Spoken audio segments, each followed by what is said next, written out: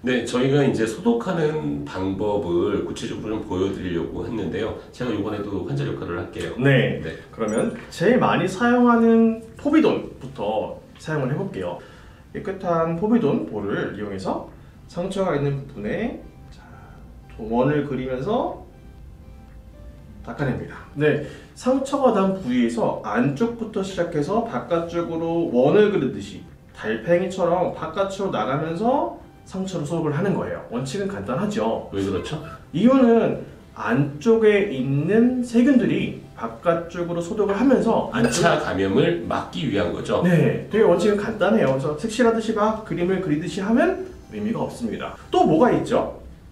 또 뭐가 있죠? 아, 두 번째? 네. 말라야죠. 맞아요. 중요한 거 말라야 됩니다.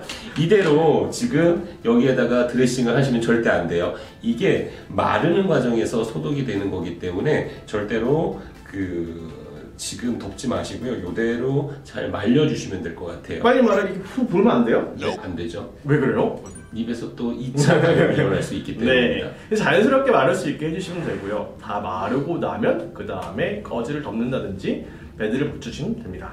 마지막에 히비탄 한번 보여주시죠. 네, 두 번째로는 히비탄. 소독을 할 때 잘 보이지가 않아요. 하윤이 아빠가 말씀하셨던 것처럼 반원을 그리면서 소독을 일정한 규칙에 의해서 소독을 해주시는 게 중요할 것 같아요. 보여주시죠. 네, 한번 시작해 보겠습니다.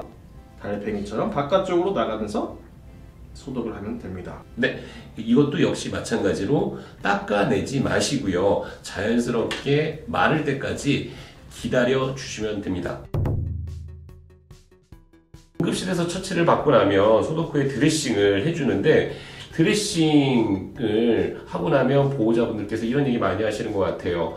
드레싱은 몇 번에 한 번씩 하면 되나요? 또는 어떤 걸 가지고 드레싱을 해줘야 되죠? 맞아요. 그런 얘기 많이 물어보시죠. 언제, 그 다음에 뭘로, 어떻게, 이런 질문들을 가장 많이 하세요. 드레싱의 목적, 뭐 때문에 하느냐? 결국 상처에서 외부 물질을 막아주고, 그리고 안에서 나오는 삼출물들을 최대한 흡수하고, 그리고 지혈의 역할을 할 수 있도록 해주는 게 드레싱의 목표예요. 네, 맞습니다. 그래서 그 드레싱을 또 이해하기 전에는 상처의 어떤 치유 과정에 대해서도 한번은 좀 이해를 하시는 게 좋을 것 같아요. 상처는 일단 첫 번째 지혈 단계, 그 다음에 염증 단계, 증식 단계, 성숙 단계, 4가지의 단계를 거치면서 상처가 발생을 하면 완전히 힐링이 된다라고 얘기를 하고 있어요. 그 다음에 어떤 것들이 있는가 한번 알아볼까요? 상처가 발생을 하게 되면 잘 상처가 아물기 위해서는 상처가 좀 촉촉하게 유지가 되는 것들이 무엇보다 중요한데요. 왜 그런 줄 아세요? 아무래도 상처가 보습 효과가 있어야지만이 빨리 아물 수 있고 필요한 물질들이 다 보충이 될 수 있다라는 개념이기는 해요. 그래서 건식과 습식 2가지 이야기를 하고 있어요. 네, 지금은 건식보다는 습식을 초기에 더 선호하죠. 네, 맞습니다. 그래서 보통 우리 상처가 나면 그쪽에 뭐 하얀 액체, 좀 끈적끈적하는 액체들이 몸에서 이렇게 발생을 하는 것들을 보실 수가 있으세요. 근데 이런 것들이 상처를 낫게 하는 몸에서 만들어진 물질들이거든요. 그런데 이런 것들이 건조한 환경에서는 빨리 없어져 버리기 때문에 이런 것들을 좀 촉촉하게 건조가 되지 않게 유지하는 것이 상처 회복에 좋다라는 그런 개념인 거죠. 제가 실제로 사용하는 그 드레싱 제제와 약국에서 쉽게 구입할 수 있는 제제 2가지를 한번 준비해 봤습니다. 네, 같은 제제이지만 이름이 조금 다르다는 거. 네, 이런 제품을 사용을 하고요. 그게 저희는 3가지 제품을 저희는 이렇게 사용을 하고 있는 것 같아요. 데일밴드 같은 제품, 또 하나는 이런 우리 듀오덤이라고 하는 제품, 그 다음에 메디폼이라고 우리 흔히 보호자분들 메디폼 하시는데 메디폼 같은 이런 재질, 이렇게 크게 저희는 3가지를 사용합니다. 상처를 제일 처음에 닦아주고 그 다음에 피가 나는 걸 닦고 할 수 있는 건 이런 것일 것 같고요. 일단 그 다음에 2번째로 이거는 우리 데일밴드라고 생각하시면 될 것 같아요. 이건 역시 건식 드레싱의 대표적인 거죠. 네, 그렇죠. 그래서 이런 것들은 간단히 지혈을 한다든가 이런 정도의 에서 사용을 하시면 될 것 같아요. 그다음에 두 번째는 일단 제일 많이 알고 계시는 메디폼이라고 흔히 불리는 폼 제제들이 있는데요. 이런 폼 제제들은 어디에서 사용을 하시는 거죠? 보통은 상처가 나고 네. 열상이 생겼다든지 한 다음에 이 상처의 위에 덮어주는 드레싱 제제를 많이 써요. 예, 이 제제는 대개가 진물이 굉장히 많은 그런 상처에 효과적인 것으로 알려져 있습니다. 왜냐면 이런 제제를 습연한 환경을 만들겠다고 너무 진물이 많은데 사용하게 되면 오히려 더 상처가 악영향이 될 수가 있어요. 네, 소독을 한 이후에 진물이 좀 굉장히 많이 나는 그런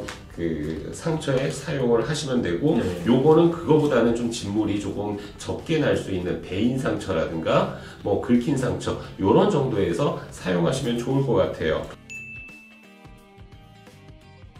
네. 이 제품들은 그러면 처음에 상처가 났을 때 바로 이 제품을 사용하면 되는 건가요? 이 중에서도 상처가 안 좋고 진물이 많이 난다고 한다면 폼 제제 중에서도 두꺼운 폼 제제를 먼저 사용하게 될 거고요.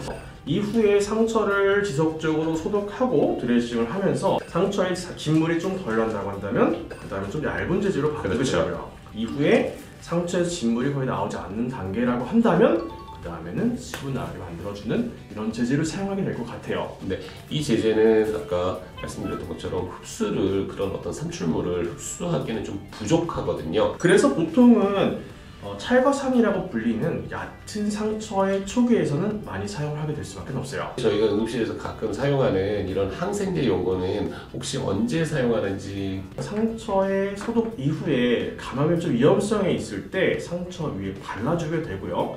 그 위에 보통 이제 습연한 환경을 만드는 제제를 많이 사용을 해요. 그렇지만 무조건 사용하는 것은 아니고요. 찢어지거나 상처가 안 좋다든지 이럴 때 사용도 하고, 요즘은 조금 더 진화가 돼서요.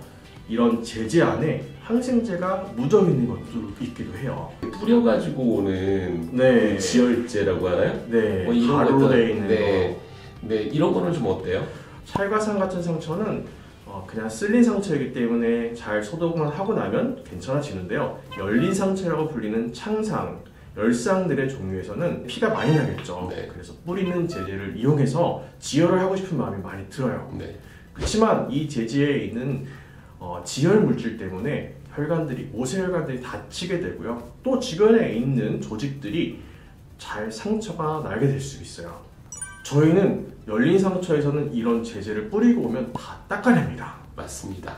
그래서 오히려 이런 상처에는 뿌리는 제제를 사용하지 않아야 돼요. 네, 여기까지 저희가 그 상처 소독 이후에 드레싱하는 부분에 대해서 설명을 좀 드렸는데요. 많은 보호자분들께서 좀 도움이 되셨을까요? 약국에 가셨을 때나 네. 아니면 응급실에 와서 뭘 붙이고 갔는지, 네. 이게 두꺼운 건지 얇은 건지 습윤한 건지 건조한 건지 어느 정도 아실 수 있을 것 같고요. 네. 물론 지금 설명드린 걸로 부족하다고 하시면 많은 댓글 남겨주시면 답드리겠습니다. 만약에 잘 모르시겠다 싶으시면 응급실에 찾아오실 때 깨끗한 수건, 깨끗한 이런 꺼즈가 있으면 꺼즈가 제일 좋고요. 이런 깨끗한 물질로 상처를 잘 감싸고 오시면 거기에 맞게 저희가 적절한 치료 해드리도록 하겠습니다. 오늘 지금까지는 드레싱에 대해서 알아봤던 두 번째 시간이었습니다. 지금까지 닥터데디 하윤이 아빠 김덕호였습니다. 저는 가득이 아빠 이대원이었습니다. 구독과 좋아요 눌러주세요.